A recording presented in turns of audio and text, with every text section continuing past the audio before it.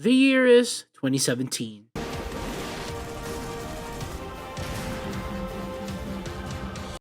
Fresh off the recent update 1.67 Assault, War Thunder was abuzz with what could come next for the game.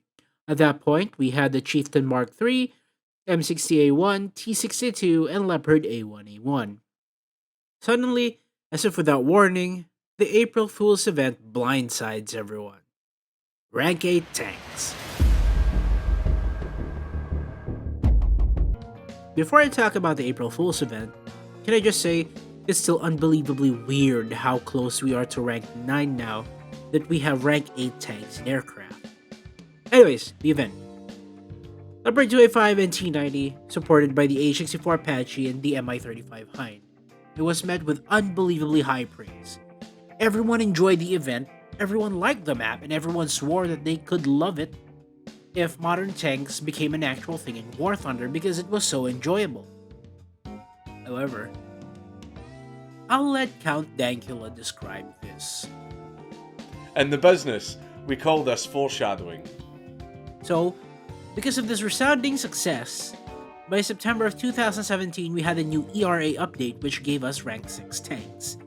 Then we had Advancing Storm in 2018 which gave us the Abrams and the Challenger. And then Project X which gave us the Type 90 and the Leopard 2A4. And while all this was going on with all these new funny machines, newer and newer mechanics, one thing keeps coming back to me.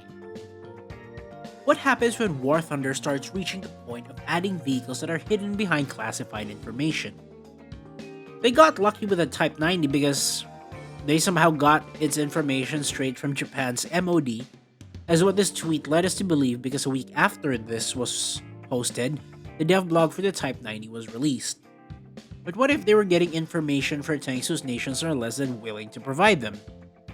Yeah, I guess the Swedish tank trials tided them over for a good chunk of time and actually let them add the Challenger 2 just 1 year away from the first Challenger 1 being added in-game. But what about for nations that weren't involved in the Swedish tank trials? How do you account for the data in modern tanks like the Ariete or the Merkava? That's a question, isn't it? And now, the answers to these questions slowly begin to unravel.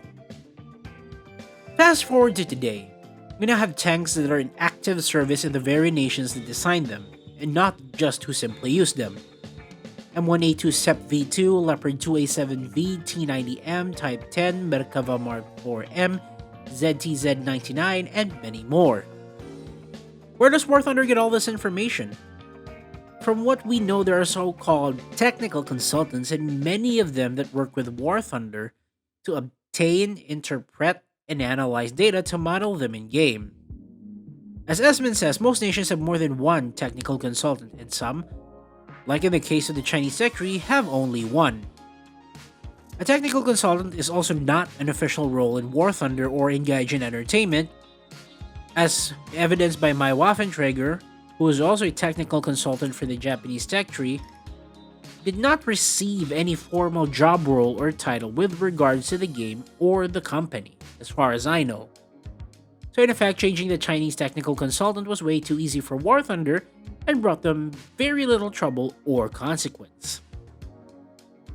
The first big problem with War Thunder in modern tanks is what people consider the funniest problem: the non-stop classified information leaks. This affects not only modern tanks, but modern vehicles in general.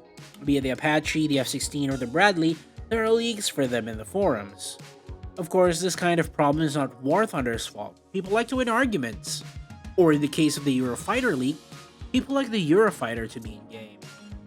For all that I've seen, War Thunder doesn't incite anyone to post classified information.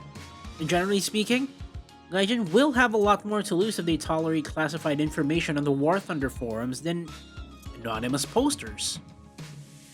But now let's go to the part where it's actually War Thunder's fault: inconsistencies and ambiguities in the vehicles in-game. No, it's not limited to the Abrams only, and it's not a NATO-only thing. If you see my video about the Q5L, War Thunder gave it no countermeasures or any missiles whatsoever, despite the Q5A having countermeasures and the A5C being capable of missile armament.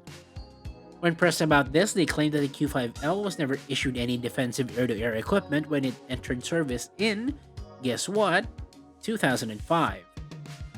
However, if you think about it for more than just a second, the Q52 it was based on was carrying PL7s back in 1987. Sometimes they also add stuff for the benefit of the certain nation. The F-16AJ, while no production variants or prototypes exist, the F-16AJ's information was scrounged off the Lockheed Martin promotional brochure. In this brochure, Lockheed Martin also depicts that the F-16AJ has landing gear station for extra Sparrow, similar to the F-16 FSD vehicle. However, War Thunder did not add the extra 2 Sparrows because they weren't sure whether the final vehicle could carry this. Which is just insane. You're already adding a vehicle that doesn't exist, just follow the brochure already. You did it with the IRST and helmet-mounted sight on the Yak-141. Now we go to the tanks, the bigger cluster love of the War Thunder community. The T-90M received spall liners which narrowed the cone of spalling from kinetic shells.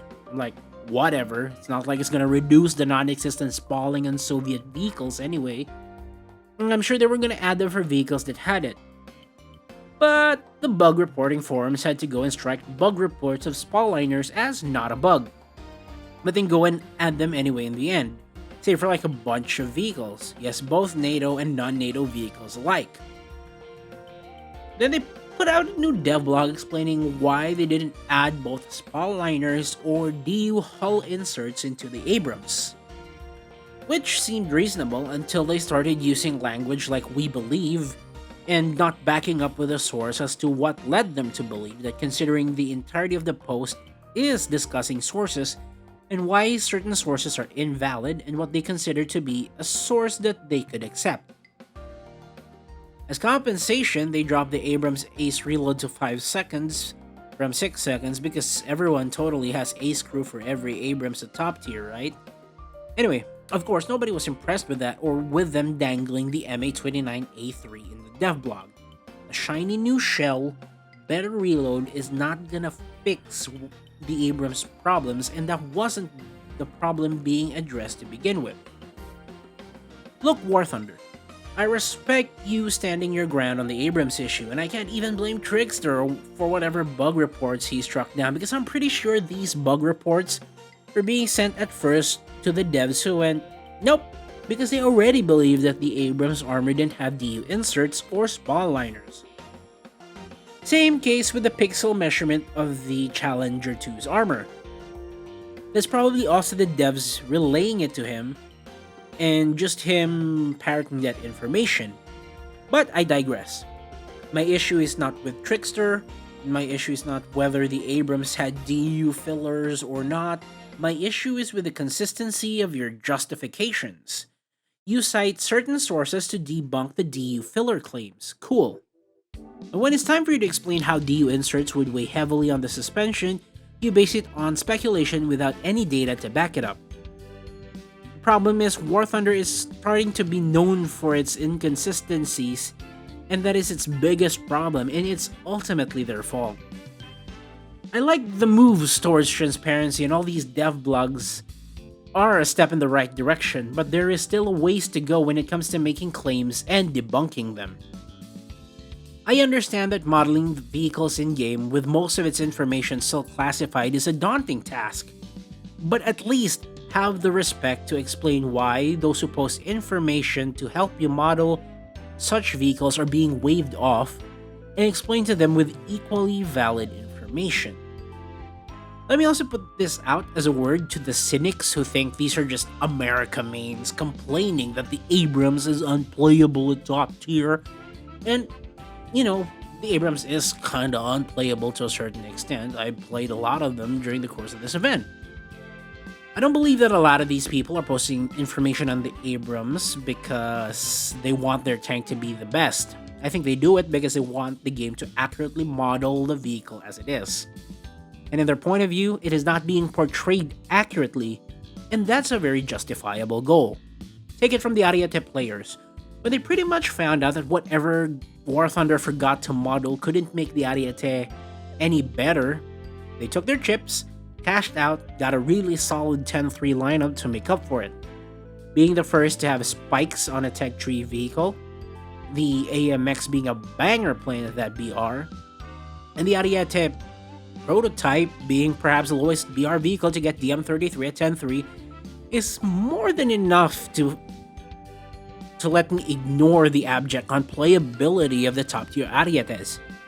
And hey, if the Italians behave, Leonardo and Kraus Maffei might complete the Leopard 2A8 and give it to them as well, along with the Hungarian 2A7. Don't even get me started on the possibility of Italian air tech tree if they include the Hungarian vehicles. Gripen and MiG-29.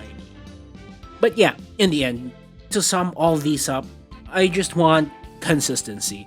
War Thunder, present evidence. Don't say we believe or make a claim without backing it up with a source. You can't be Senator Armstrong. My source is that I made it the fuck up. Anyways, thanks for watching. This is one of the 3 videos coming up in a few days. I'll be out for the 24th until the 26th, as I'll be taking a holiday break from the game as well. God, I've been playing this game for another whole year. Anyways, thanks for watching. This is the Dr. MD. Godspeed.